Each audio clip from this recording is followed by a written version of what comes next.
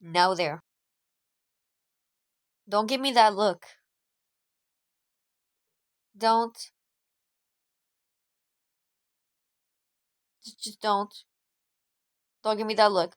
I know I've been. I know I've been inactive. I'm sorry. Pity me. Pity me. I've been busy. Um, I haven't. I've just been really lazy. But guys, trust when I say uh that I am sorry. I am. Trust. I totally am. So, uh because I love you guys so much, I'm going to be doing a little art thingy, right? Little fun art thingy just for myself, for you guys' entertainment. You guys' yes, you guys' what I'm gonna do. Oh, what free cam? That was gross. Anyways, um, what I'm gonna do, right? So the hybrid challenge, something similar to the hybrid challenge, except it won't exactly be the hybrid challenge. Instead, what it's gonna be is we're gonna be combining villains. You heard me, villains. We're going to be taking villains and shipping them, I guess, together. Not really shipping, more like merging them together. Kind of like what Dragon Sheep did with the Jade Winglet. Yeah, but instead we're gonna be using villains. Um, I will be explaining why some villains will not be used. This might be multiple episodes. If that's the case, please be patient. I will be covering a lot of combinations when possible. Um, but I promise all of the episodes will come out at some point. Um, some characters I will point out that they do not show up in the villain list, and I will explain why. Just be patient, it will be explained. Very well, let's go to our first one. Alright, these are our villains that we are going to be using. We're going to be using Morrowshark, Prince Scarlet, Princess Burn, Princess Blister, Prince Shark, Pool World, Princess Orca, Queen Magnificent, Mastermind, Queen Battle Winner, and Adax. They're the ones I could get off the top of my head. Why are some characters not there, you may ask? Let's start with Arc 1. Okay? So, we have Maros here. No, not Arc 1. We're gonna be starting with Arc 1, our little series. But let's start with Book 1. Maros here, Queen Scarlet, Queen Burn, and Queen Blister. I wrote Princess here, but you guys know what I mean. Um, where is Vitor, for example? Vitor, I do not see him as a villain.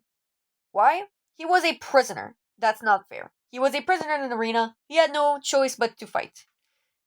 Second character, which goes the same for Gil as well, which R.I.P. Gil. Goes the same for Gil and Horizon. Those two do not count because they are trapped and forced to fight. So I will not be considering them in our villain list. Um, Off the top of my head, that's who I can think of right now in the villains from book 1 that I didn't add. Book 2, Queen Coral. I did not add Queen Coral because of the fact that I do not see her as a villain. She was heavily manipulated by Blister, and so I feel like if she used her own brain in that situation, she would not be acting the way she did, and so not a villain. Prince Shark. Shark is Shark. I'm not using Moray because Moray is just boring. She's not even a villain. She's just boring. Um Pool Whirl. Obvious why I'm using him, as much as it annoys me. Princess Orca. Orca has a design, is a villain, did do bad things. We will be using her.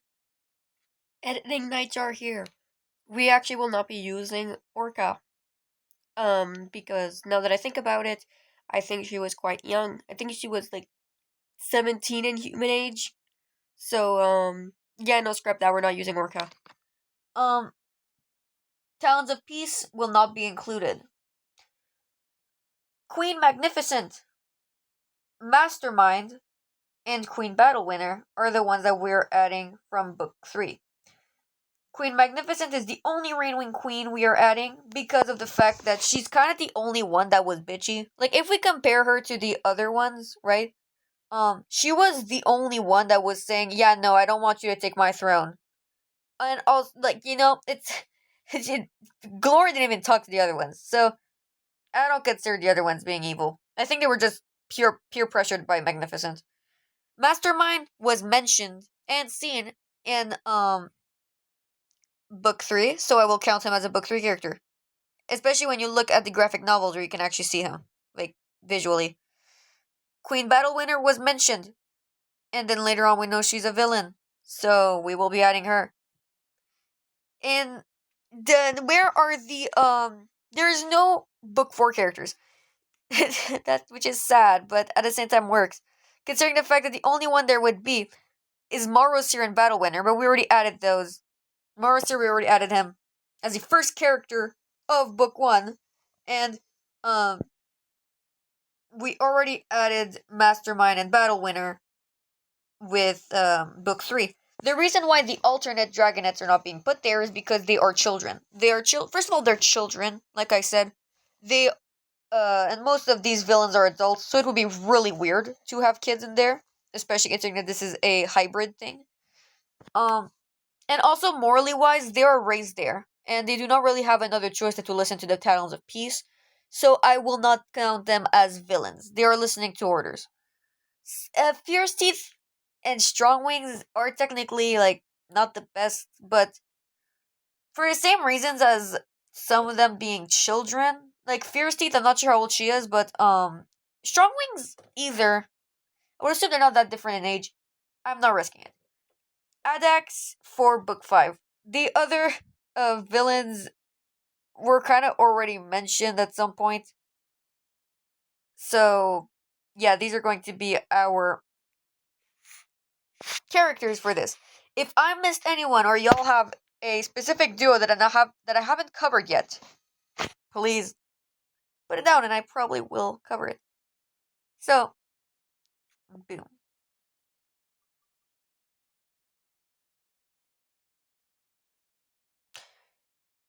Well, this is quite the strong start, is it not? We're starting with Pool.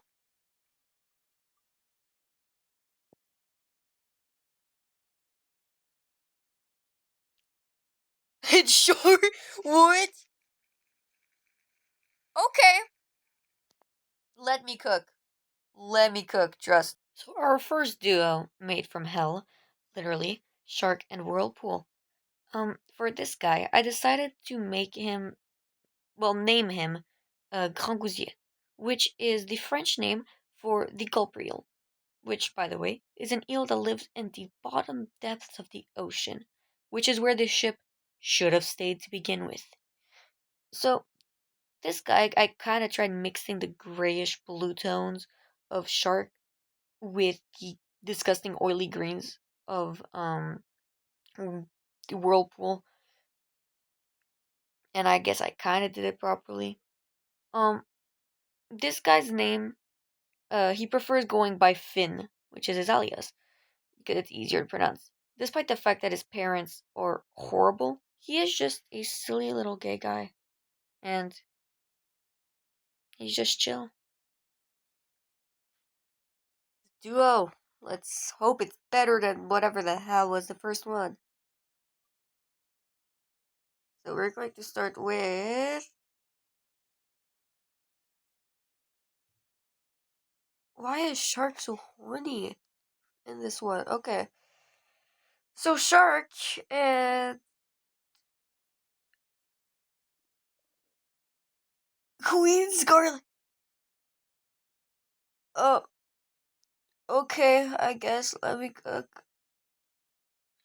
So, Exocoetia is the daughter of Queen Scarlet and Prince Shark, meaning that this girl is royalty. Um, she was raised in the Sky Kingdom. A horrible choice, but she was. Um, learned to be quite bratty because of her, well, genetics. She does not breathe underwater, but she is capable of holding her breath a while, mainly because her father really wanted her to train about it. Um, her scales, even though she does not have as many glow in the dark scales as we would say shark or other sea wings, she does have a few instead of her main leg scales. and one blotch on her belly. But other than that, she was a totally normal Skywing, except for the lack of fire. But yeah, she's mostly in bark, no bite. This is it for the first episode of this series. Well, if you guys liked it, just let me know, and I will probably make more. Um, then again, if you have any ideas, just let me know in the comments as well. I am quite tired. I've been doing this all day. I do not want to continue gaming for today. So, yeah, I hope you guys have a great rest of the day, and I'll see you all in the next one.